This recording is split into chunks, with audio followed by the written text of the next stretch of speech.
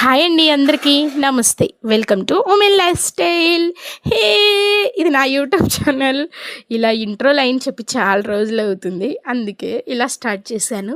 అలానే నేను ఇలా స్టార్ట్ చేశాను, నా వీడియో కూడా మంచి కోన్ ఐస్ క్రీమ్తో స్టార్ట్ అయిపోయింది. ఎలా ఉన్నారు, ఏం చేస్తున్నారు? అందరు ఇప్పుడున్న బిజీ లైఫ్లో పిల్లల్ని బయటికి తీసుకెళ్ళడం అనేది కష్టం అనిపిస్తుంది. ఎందుకంటే వాళ్ళకి ఉంటుంది తీసుకెళ్ళాలని కొంచెం ఎవరి పనులు, వాళ్ళ అమ్మ పనులు, నాన్న బిజీ ఆఫీస్ లైఫ్ ఇలా. కానీ కుదిరితే పిల్లల్ని వీక్లీ ట్వైస్ అయినా బయటికి తీసుకెళ్ళడం, ఎందుకంటే వాళ్ళకి బాగుంటుంది.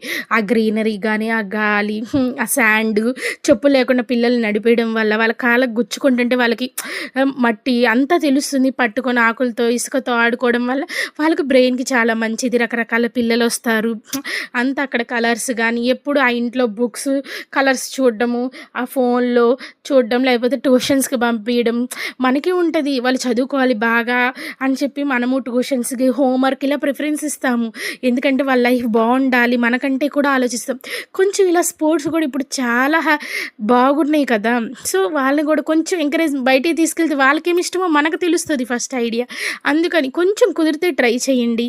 అలానే మనం బయట షాపింగ్కి వెళ్తాం కదా, ఫ్రూట్స్, వెజిటేబుల్స్, సరుకులకు కానీ, పాల ప్యాకెట్లు, దేనికో దానికి పిల్లల్ని మనతో పాటు కూడా తీసుకెళ్ళడానికి ఇష్టపడండి. ఎందుకంటే మనం కొంటున్నప్పుడు వాళ్ళు చూస్తారు, ఓకే అమ్మ ఇలా అడుగుతుంది, ఇవి కిలో తీసుకుంటారు, ఇవి అరకిలో, లీటర్ అంటే ఒకరోజే తెలియదు వాళ్ళకి, రోజు మనతో పాటు తీసుకెళ్తుంటే తెలుస్తుంది. అలానే ఎప్పుడు బుక్స్లో ఉన్నాం, ఇది మ్యాంగో, బనానా, ఇది ఫ్రూట్స్, ఇది వెజిటేబుల్ అని బయటికి వెళ్ళినప్పుడు కూడా తెలుసు, ఓకే ఇది మనం ఇలా ఉంటుంది అని వాళ్ళకి అర్థమవుతాయి. అందరు తీసుకెళ్తారు అనుకోండి, ఎవరైనా అట్లా ఉండి జస్ట్ వాళ్ళ కోసం చూడండి అని చెప్తున్నాను అంతే.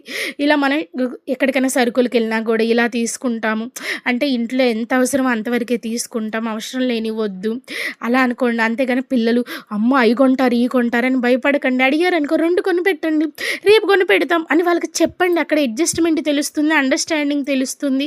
వాళ్ళకు కూడా ఓకే అమ్మ మాట వినాలి, నాన్న మాట వినాలని అర్థమవుతుంది. అంతే కదా.